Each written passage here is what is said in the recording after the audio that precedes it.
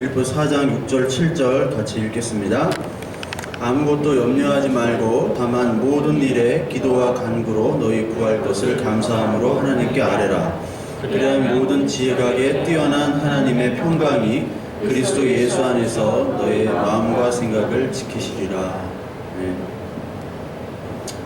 오늘 말씀에 보면 아무것도 염려하지 말고 모든 일에 기도와 간구로 너희 구할 것을 감사함으로 하나님께 아뢰라고 말씀을 했습니다. 그래서 여기 보면은 염려라는 단어가 나오고요. 그리고 기도와 간구가 나오고 감사함이라는 단어가 나와요. 그러니까 세상에 우리가 살아가는 동안 근심 염려가 있을 수밖에 없다는 겁니다. 근심 염려. 근데 우리 성경에서 보면요, 근심이란 말이 굉장히 많이 나오는데 우리 고린도후서 7장 9절부터 10절까지 보면 우리 한번 같이 읽어볼게요. 자, 내가 지금 기뻐함은 너희로 근심하게 한 까닭이 아니요 도리어 너희가 근심함으로 회개함에 이른 까닭이라. 너희가 하나님의 뜻대로 근심하게 된 것은 우리에게서 아무 해도 받지 않게 하려 함이라. 하나님의 뜻대로 하는 근심은 후회할 것이 없는 구원에 이르게 하는 회개를 이루는 것이요 세상 근심은 사망을 이루는 것이라. 이 바울이 고린도 교회에다가 편지를 썼는데 고린도 교회에 대한 근심이 있었어요. 바울은 어떤 근심이냐면 고린도 교회가 바울이 개척을 해가지고 이제 가르치고 이제 떠나니까 고린도 교회가 아주 도덕적이나 윤리적이나 또한 그뿐만 아니라 다른 복음을 받아들이는 그런 타락의 모습들을 소식을 들었어요. 그래서 편지를 한 게 바로 고린도 교회거든요. 그리고 동시에 고린도 후서는 자신의 사도권에 대해서, 그러니까 바울은 사도라고 인정을 안 했어요. 예수님의 제자라고 인정을 안 하고 바울이 원래 율법주의자였잖아요. 근데 갑자기 이게 개종을 하고 예수 그리스도의 복음을 전하는 사람이 되니까 사람들이 믿지 않았습니다. 그러니까 자기의 사도권을 계속해서 인정해달라고 주장을 하는 편지예요. 근데 여기서 한 가지 근심은 뭐냐면 그들에 대한 근심입니다. 근데 어떤 근심이냐?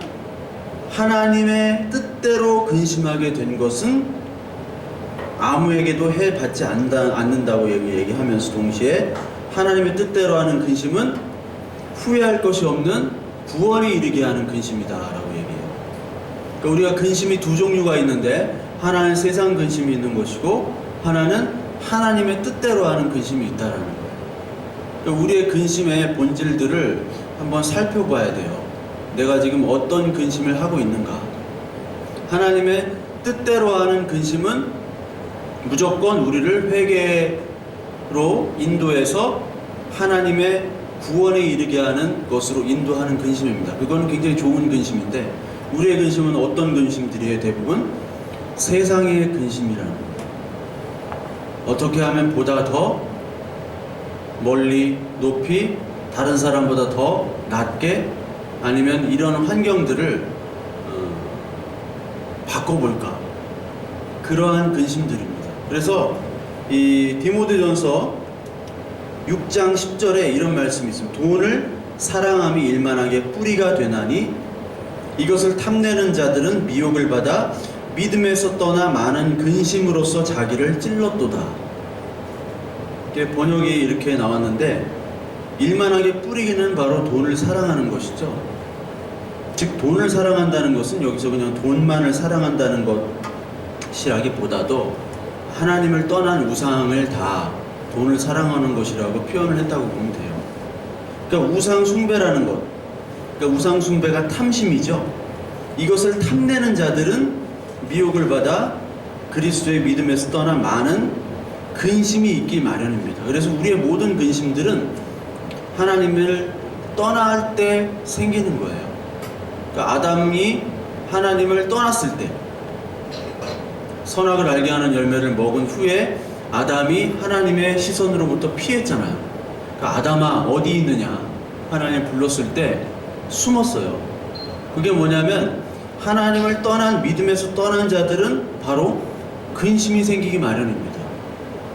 이런 근심들은 하나님과 가까이 하려고 하는 그런 회개의 구원의 근심이 아니라 어떻게 하면 하나님으로 벗어나서 내 힘으로 추구하려고 하는 모든 이 세상에 우리의 노력과 하나님과 관계없이 하는 모든 행위들이에요.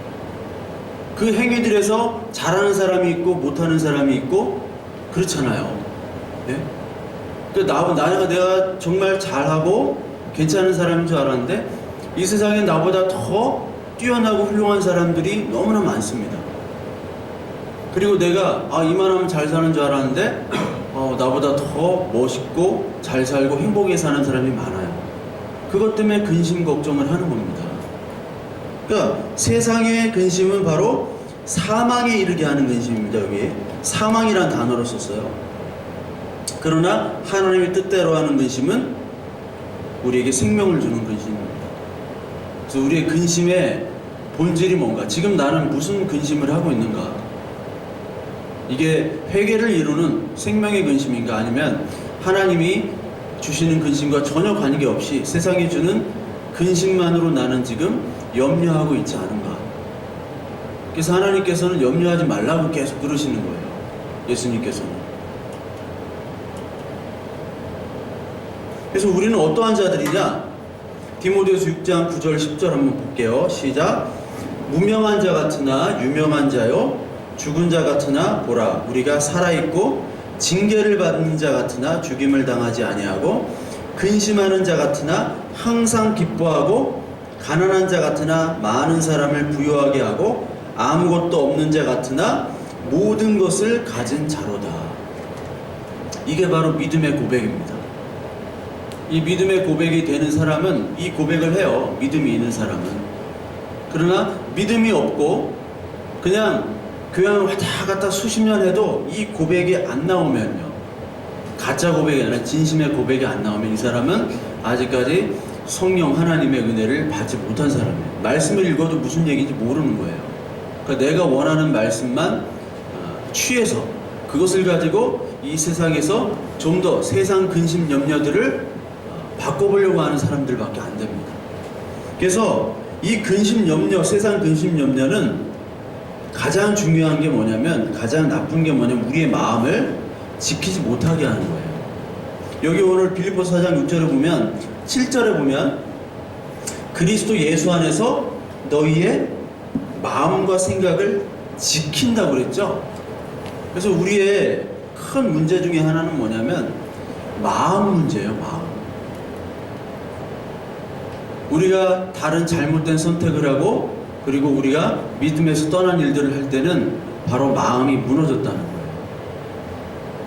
그래서 정경 잠언에 보면은 마음을 지키는 자가 성을 빼앗는 용사보다도 더 뛰어나다고 그러는 거예요. 그러니까 자기 마음을 지킬 수 있는 사람이 별로 없다라는 거죠. 우리는 어떻게 지킬 수 있느냐? 우리 스스로 지킬 수 없고 말씀과 기도와 하나님의 은혜를 통해서 지킬 수 있다는 거죠. 그게 바로 다른 종교와 다른 겁니다. 다른 종교는 자기 스스로의 노력을 통해서 마음을 지키겠다는 거예요.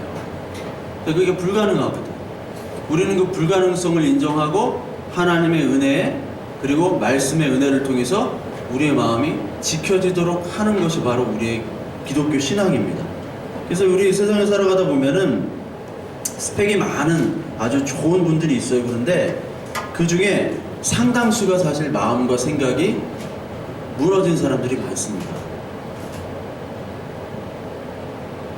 제가 아는 그 교회에 같이 있었던 그 형 중에 하나가 카이스트 전산과 박사과정이었어요. 근데 이 형은 맨날 마음이 무너져.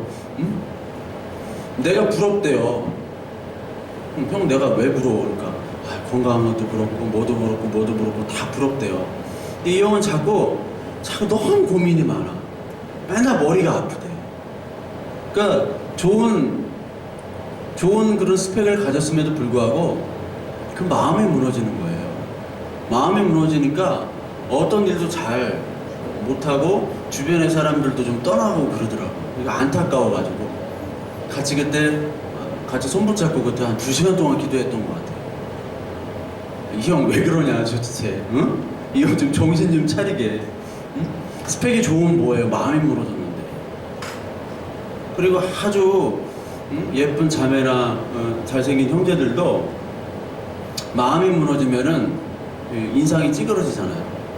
인상이 찌그러지면은 그 가지고 있는 좋은 조건에도 불구하고 그 스펙이 드러나질 않아요. 그 조건들이. 왜? 마음이 다 무너졌기 때문에. 마음이 다 무너져. 근데 마음이 회복되는 것은 바로 뭐냐면 하나님 안에서의 평강이 다시 찾아와야 되는 겁니다. 그러니까 전에도 얘기했지만 로마의 팍스 로마나와 하나님 그 히브리에 나오는 히브리인들의 샬롬의 하나님, 샬롬의 하나님과 팍스 로마의 평화는 다른 거잖아요. 이 세상의 평화는 힘에 의한 평화예요. 힘에 의한 평화, 가짐에 의한 평화, 소유에 의한 평화인데 예수 그리스도 안에 있는 평화는 샬롬입니다. 부족함이 없는 거예요. 그건 이게 소유와 어떠한 뭐 가짐, 힘 이런 것과 상관없습니다. 그 샬롬을 우리가 믿음으로 갖고 있느냐, 그것이 중요해요. 우리 빌립보서 한번 봅시다. 빌립보서 2장에 보면요, 빌립보서 3장에 보면, 여러분 3장 한번 봅시다. 빌립보서 3장 어떤 말이 있냐면 바울이 자기를 자랑해요. 자기를 자랑하고 싶어서 자랑한 게 아니라 옛날에 나는 이런 사람이었다라는 거예요. 빌립보서 3장 4절에 보면 나도 육체를 신뢰할 만하여 만일 누구든지 다른 이가 육체를 신뢰할 것이 있는 줄로 생각하면 나는 더욱 그러하다. 나는 8일 만에 할례 받고 이스라엘 족속이요 베냐민 지파요 히브리인 중에 히브리인이요 율법으로는 바리새인이요 열심으로는 교회를 박해하고 율법의 의로는 흠이 없는 자라. 율법으로는 흠이 없는 자예요. 이 바울은 가말리엘이란 그 유명한 바리새인 학자의 그 제자였잖아요. 그래서 그 율법주의를 계속 따르고 있었으면 출세가 보장됐던 사람입니다. 근데 갑자기 예수 그리스도가 나타나셔서 이에게 믿음을 주셔가지고 고생은 바가지로 하는 사람 아니에요. 아까 뭐라고요? 이 디모데후서가 누구의 고백이에요? 바울의 고백이잖아요. 고린도후서요. 네? 아, 고린도후서. 이 디모데 후서라고 나왔네. 고린도후서에 무명한 자 같으나 유명한 자, 죽은 자 같으나 우리가 살았다. 징계를 받는 자 같으나 죽임을 당했다. 이게 다 바울의 고백이거든요. 옛날에는 이런 고백이 없었어요. 어떨 때? 율법주의자였을 때. 그런데 이제 7절에 보니까 그러나 무엇이든지 내게 유익하던 것을 내가 그리스도를 위해 다 해로 여길 뿐더러 또한 모든 것을 해로 여기면 내 주 그리스도 예수를 아는 지식이 가장 고상하기 때문이라. 내가 그를 위하여 모든 것을 잃어버리고 배설물로 여김은 그리스도를 얻고 그 안에서 발견되려 함이니. 그리스도를 얻기 위해서 이 모든 것들을 다 쓰레기, 러비쉬라고 그러죠. 러비쉬, 트래쉬 이런 걸로 다 버려버렸다라는 거예요. 그 후에 이 바울은 뭐라고 고백하냐면 빌립보서 4장 11절 한번 볼까요? 빌립보서 4장 11절 보면 내가 궁핍함으로 말하는 것이 아니라 어떠한 형편에든지 나는 자족하기를 배웠노니 나는 비천에 처할 줄도 알고 풍부에 처할 줄도 알아 모든 일 곧 배부름과 배고픔과 풍부와 궁핍에도 처할 줄 아는 일체의 비결을 배웠노라. 내게 능력 주시는 자 안에서 내가 모든 것을 할 수 있느니라. 유명한 말씀이죠. 빌립보서 4장 13절 능력 주시는 자 안에서 내가 모든 것을 할 수 있느니라. 연말 때 이거 뭐 말씀 카드 이런 거 딱 뽑으면 뭐 다 좋은 것만 있잖아. 어? 내가 능력 주시는 자 안에서 모든 것을 할 수 있느니라. 응? 내년에 사업도 잘 되고 뭐든지 잘 될 것이다. 근데 이게 무슨 말이냐면 이 바울은 원래 부자였다고요. 그렇죠. 로마 시민권자였단 말이야. 좋은 가문에 태어났어. 그러니까 금수저로 태어났어요, 바울이. 근데 인생이 지금 흙수저 인생을 살고 있어. 왜? 자발적인 그리스도 안에서 믿음의 고난을 받고 있는 거예요. 그러니까 옛날에 부자기도 했지만 지금은 가난하고 핍박받고 맨날 두드려 맞고 그러면서 복음을 전하는데, 그런 환경과 나의 어떤 자존감과 정체성과는 전혀 상관이 없다라는 거예요. 그러니까 풍부에 처할 줄도 알았고, 그리고 비천에 처할 줄도 지금 알았는데, 모든 일체의 비결을 배웠노라. 그러니까 어떠한 가지고 못 가진 소유에 따라서 그의 마음이 흔들리는 것이 아니에요. 늘 그리스도 예수 안에 있는 샬롬의 평강이 그 바울에는 임했던 겁니다. 그래서 13절에 보니까 내게 능력 주시는 자는 내가 모든 것을 할 수 있느니라. 즉 내게 능력 주시는 그리스도 안에서 내가 할 수 있는 이 일, 바울은 무슨 일로 태어났어요? 돈 벌려고 태어난 거 아니죠? 복음을 전하는 일에는 거침이 없다라는 거예요. 환경과 상관이 없다라는 말을 지금 하는 거예요. 그러니까 우리도 마찬가지입니다. 우리도 하나님의 일, 복음을 전하는 일, 그리고 내가 예수 그리스도를 구주로 받아들이는 일에는 내가 부자든지 가난하든지 어떠한 형편과는 관계없이 모든 일을 할 수 있다라는 거예요. 부자라고 전도하고 가난한 자라고 전도 못하고 이게 아니거든요. 그 말을 하고 있는 겁니다. 내게 능력 주시는 자라서 모든 것을 할 수 있느니라. 즉 이만큼 하나님의 은혜 때문에 이 바울은 마음을 지킬 수 있는 거예요. 마음을. 이 마음을 어떻게 지킬 수 있었느냐? 빌립보와 같은 교회 때문에 마음을 지킨 거예요.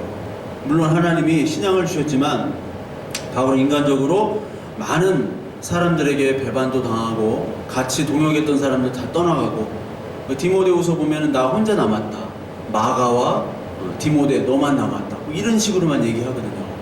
같이 복음을 전하다가 이제 다 세상이 좋아서 다 떠났다라는 거예요. 홀로 있는데 그 동역자가 누구냐? 바로 교회입니다. 그래서 빌립보 교회에 보면은 여기 그 4장에 보면은 빌립보 교회에서 자기에게 이제 헌금을 줬다고 그래요.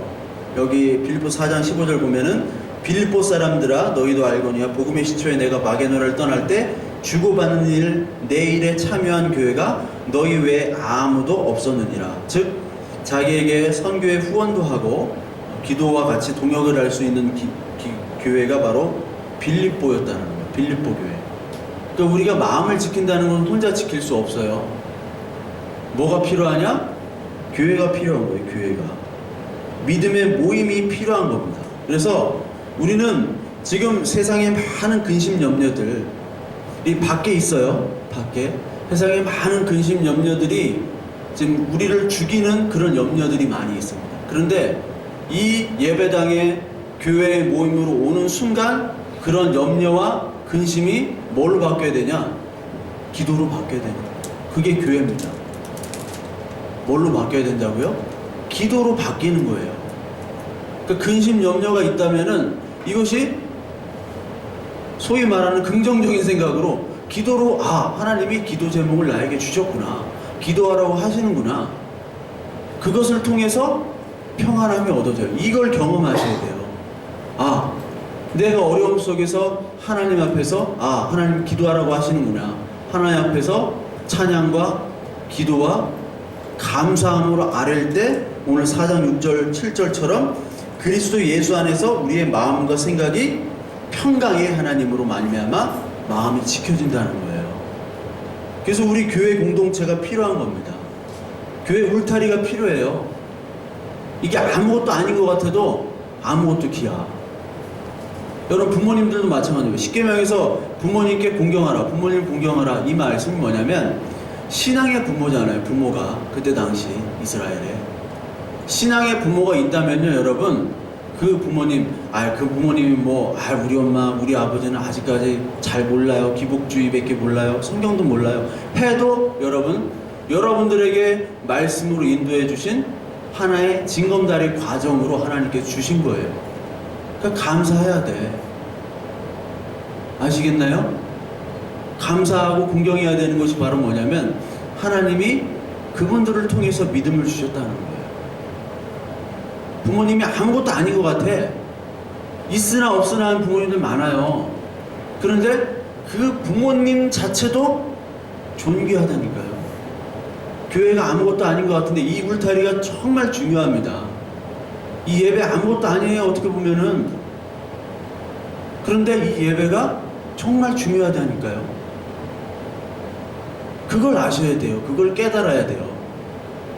이 예배와 교회와 가정, 이 속에 들여지는 이 신앙 공동체가 정말 중요합니다. 그러니까 울타리 밖으로 나가면 다른 판단을 하게 되고 마음을 지키지 못한다니까요. 지금 교회를 떠나려고 하고 교회를 벗어나서 내가 뭔가 멀리 가서 어떤 선택을 해야겠다, 이런 선택들이 과연 믿음의 선택인지 한번 살펴봐야 돼요. 이 세상 사람들 가운데 중요한 선택을 할 때 가장, 이 세상 사람들에게 가장 중요한 선택이 어디서 이루어지는지 아세요?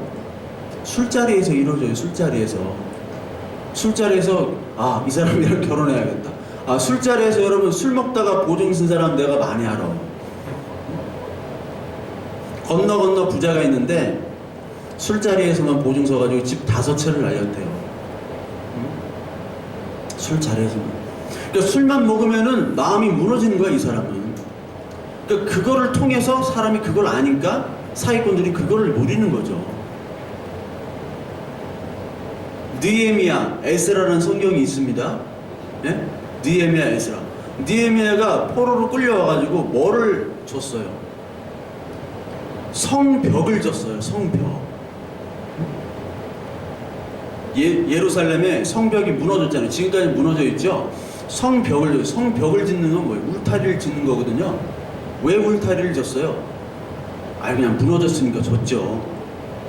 그러나 그 울타리를 졌다는 것은 바로 교회를 다시 만들었다는 거예요. 신앙의 울타리를 다시 만들었다는 거예요. 무너진 신앙의 울타리를. 그리고 거기에 에스라가 율법을 다시 선포하고, 거기에 하드웨어가 있는데 뭐를 담아요? 거기다가는 이제 에스라는 소프트웨어, 말씀을 선포하잖아요. 이게 하드와 소프트가 같이 이루어져야 되는 거예요. 우리도 마찬가지입니다.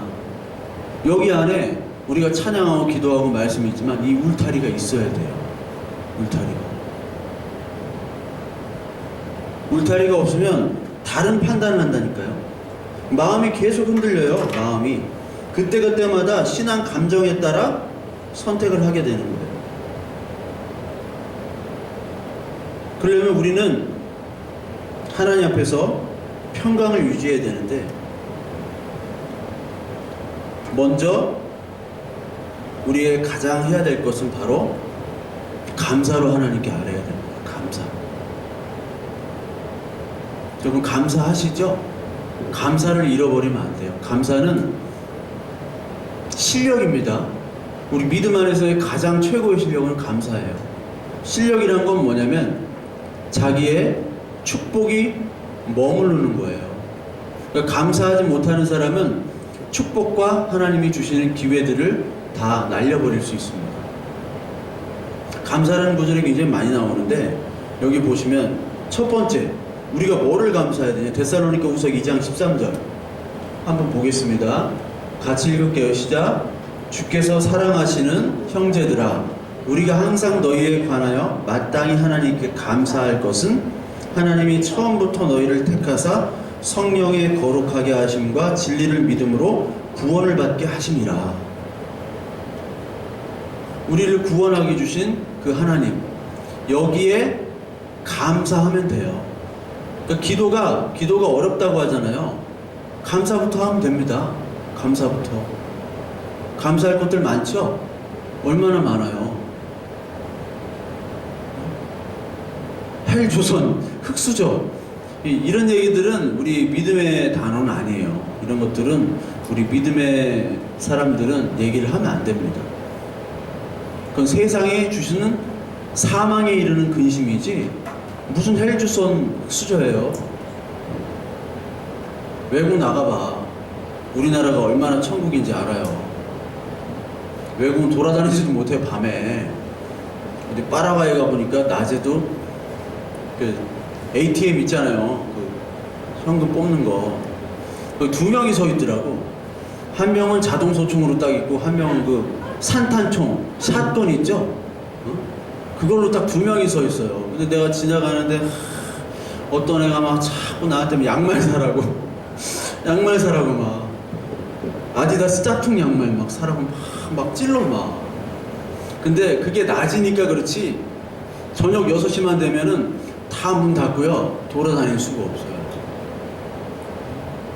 우리나라가 얼마나 잘 먹고 잘 사는 나라고, 얼마나 평안한 나라고, 우리나라가 얼마나 민주주의 국가인지 모르죠? 네? 그거 모를 거야. 우리나라가 민주주의 국가입니다. 굉장히 민주주의예요. 외국은 민주주의적이지 않아요. 얼마나 편리한 나라인지 몰라요, 우리나라가. 유럽만 해도요, 뭐, 환전을 한다던가, 아니면 뭐 기차표 예매를 한다던가, 몇 시간씩 걸립니다. 내가 독일에서 환전을 하러 은행에 들어갔더니만, 뭐 규정집을 봐요.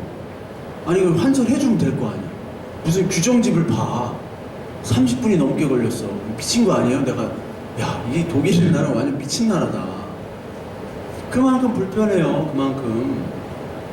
뭐 서로 장단점이 있겠지만 꼭 비행기 한 번도 안 타본 애들이 꼭 헬수저라고 그러고, 아니 헬조선이라고 수저라고 그러고.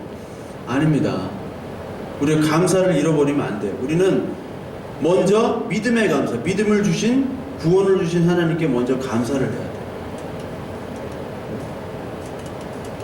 그리고 그리스도의 평강이 고린도서 3장 13절에 보면 너희 마음을 주장하게 하라.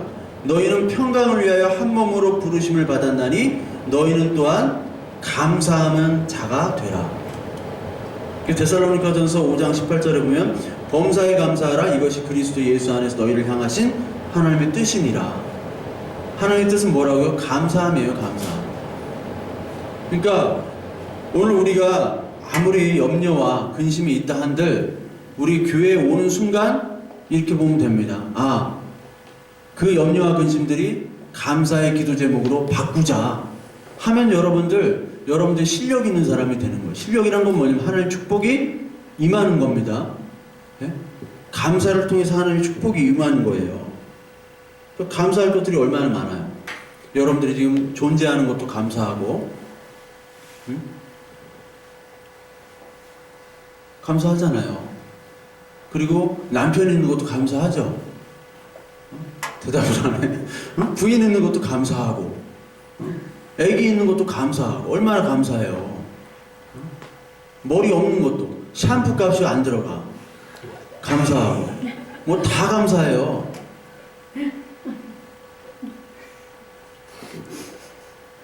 내가 병원에서 그 1년 반 동안 우리 어머니를 간병을 했는데, 그 병원에 가면은 죽는 사람들 많아요. 근데 거기서 건강의 감사를 깨닫게 되더라고요. 건강의 감사. 그리고 그 시간이 굉장히 저한테는 뭐 여러 가지 고난의 시간이었고, 뭐 가정적으로도 지금까지 문제가 많았지만, 그때는 상당히 좀 뭐 아무도 찾는 사람도 없고, 신대원에 신학교에 들어갔는데 들어가자마자 뭐 아무것도 못하게 되고 그러다 보니까 감사할 게 없었어요. 감사할 게.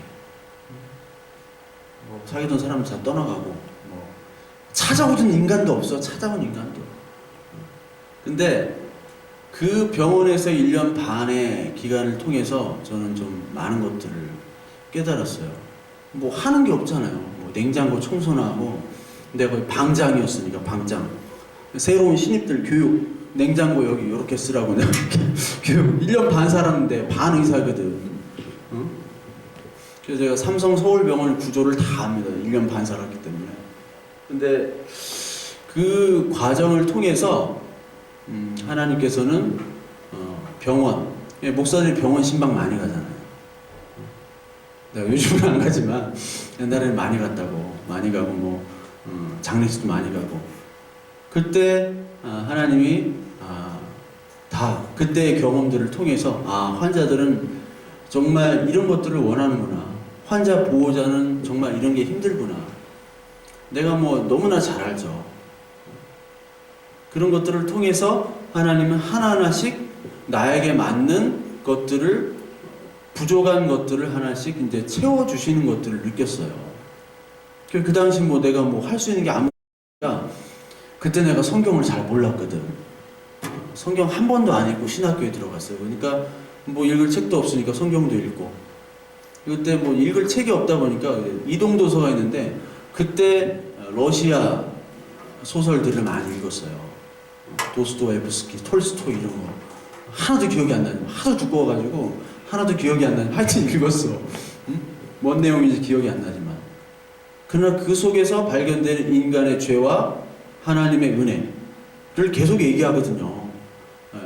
이 톨스토이나 도스토옙스키는 과연 인간의 본질이 뭐냐, 하나님이 누구인가, 그 은혜가 무엇인가를 소설로 얘기해 주니까 그 과정을 통해서 하나님께 그 시간이 감사하게 될 수밖에 없어요. 그러니까 여러분들 어떠한 환경이든지 감사부터 해요. 감사부터 하면은 그 감사로 기도하라고 그랬죠? 감사함으로 기도하라. 하나님께 아뢰라고 그러고 있잖아요. 그러니까 기도는 감사부터 시작하면 됩니다. 그러면요, 감사 구절을 계속해서 하면 여러분들 1시간도 기도하고 2시간도 기도할 수 있어요.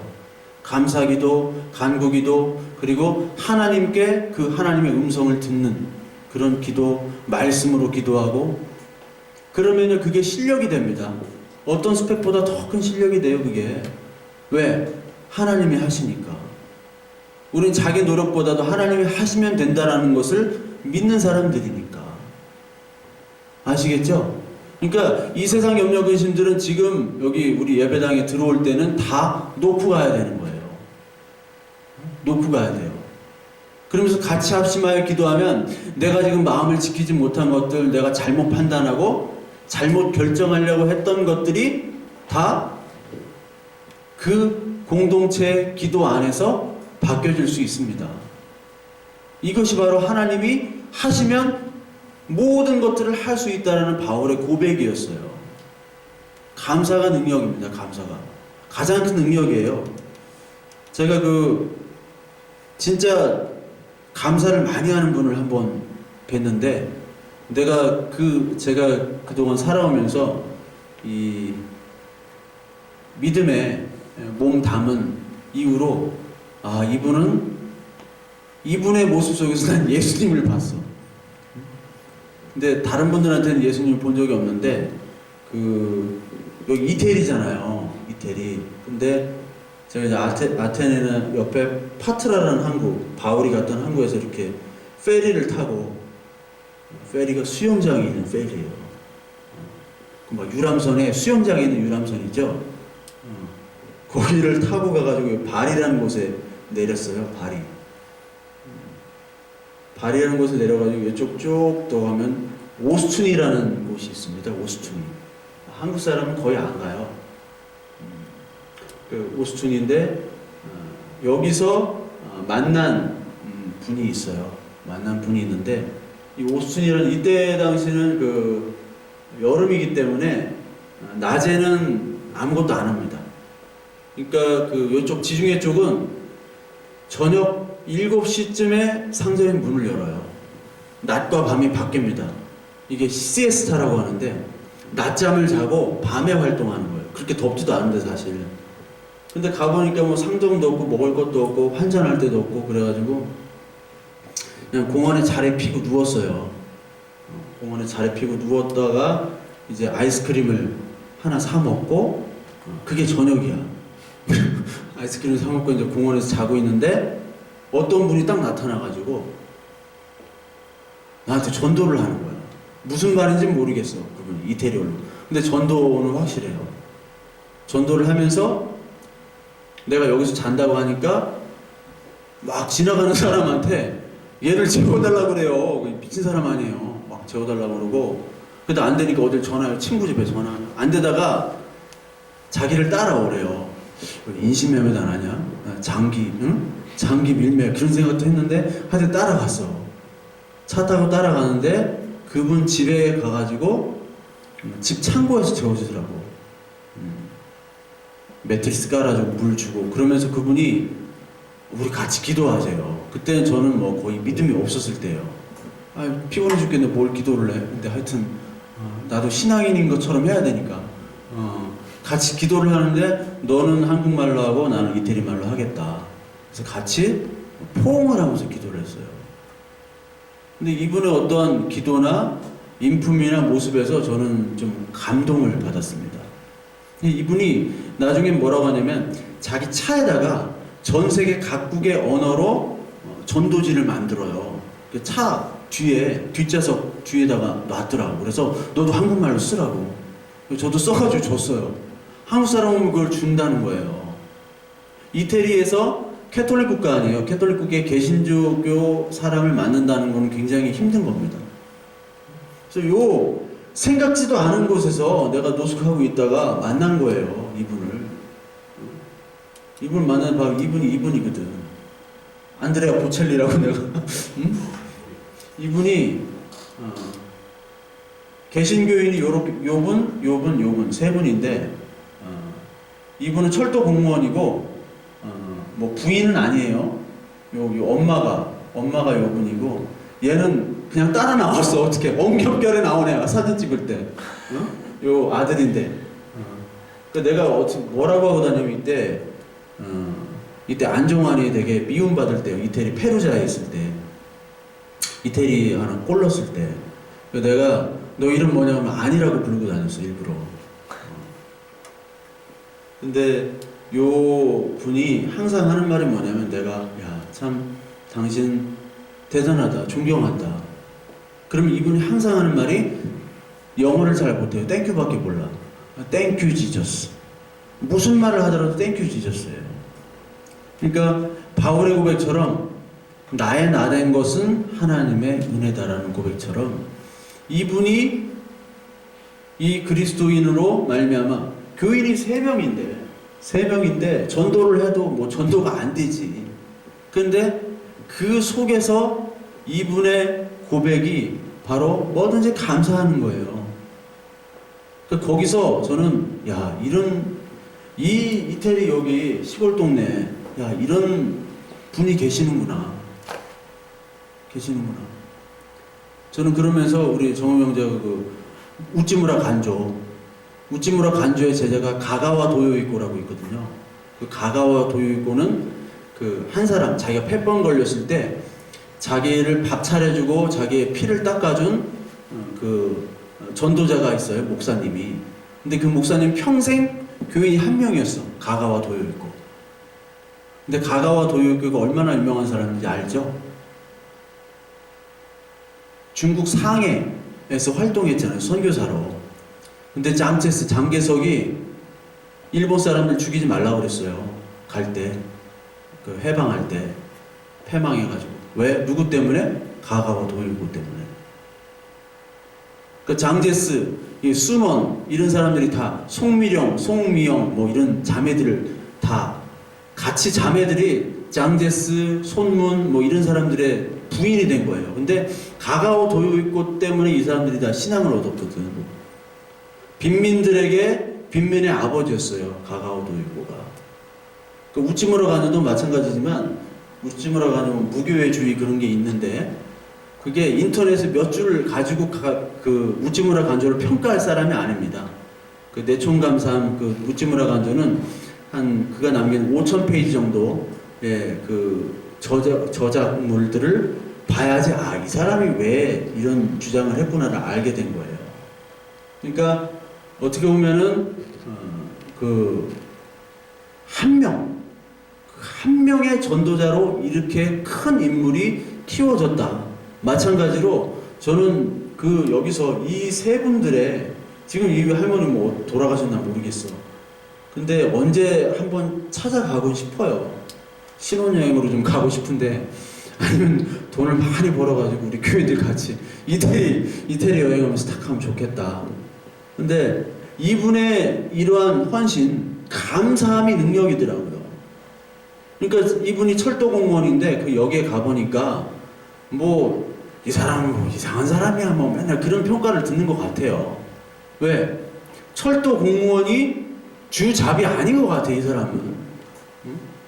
이 복음을 전하는 감사함으로 복음을 전하는 이 분을 통해서 저는 한 명의 영혼들이 바뀌는 것, 이것이 바로 하나님의 감사의 능력이고 하나님께 감사할 때 나타나는 내가 그리스도 안에서 모든 것을 할 수 있다라는 그런 고백들이 여기서 보여지더라고요.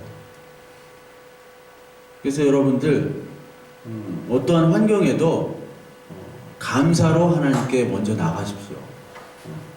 이게 뭐가 될까 안 될까 보다 먼저 감사하고 하나님 앞에 말씀으로 순종할 때 하나님이 축복을 계속해서 주시게 되는 거예요. 그리고 여러분들이 쓰임받는 인생으로 되는 겁니다. 오늘도 여러분들 세상의 염려, 근심들 그런 것들을 내보내야 돼요. 우리가 저도 염려, 근심들이 많고 여러분들도 많지만 그것들을 어떻게 내보내느냐, 오늘의 말씀처럼 말씀과 기도로 그 은혜가 들어갈 때 그 염려와 근심은 자동적으로 나가게 됩니다. 아, 나 염려하지 말아야지, 근심하지 말아야지, 이게 아니에요. 그렇게 한다고 염려, 근심이 없어지나요? 아닙니다. 하나님 말씀과 기도가 우리 마음에 들어갈 때 그것이 자동적으로 나가게 됩니다. 먼저 감사함으로 기도를 합시다, 우리. 그러면 그것이 능력이 돼요. 감사함으로. 그것이 실력이 됩니다. 하나님의 주시는 기회와 축복이 머무르는 도구가 되는 거예요. 그리고 여러분들 마음이 무너지지 않도록 우리 서로를 위해서 기도해 주시고, 그리고 내가 어떠한 결정과 판단이 과연 이것이 세상 염려 근심에 의한 판단과 결정인지 아니면 믿음에 의한 결정인지 그것들을 계속해서 저와 여러분들은 점검을 하셔야 됩니다. 그렇지 않으면 여러분 무너져요. 이 공동체를 떠나면 무너집니다. 믿음의 공동체, 어디 가든지 믿음의 공동체를 함께 해야지 여러분들 무너지지 않습니다. 그래서 요 말씀들을 새기면서 오늘 한번 기도했으면 좋겠습니다. 우리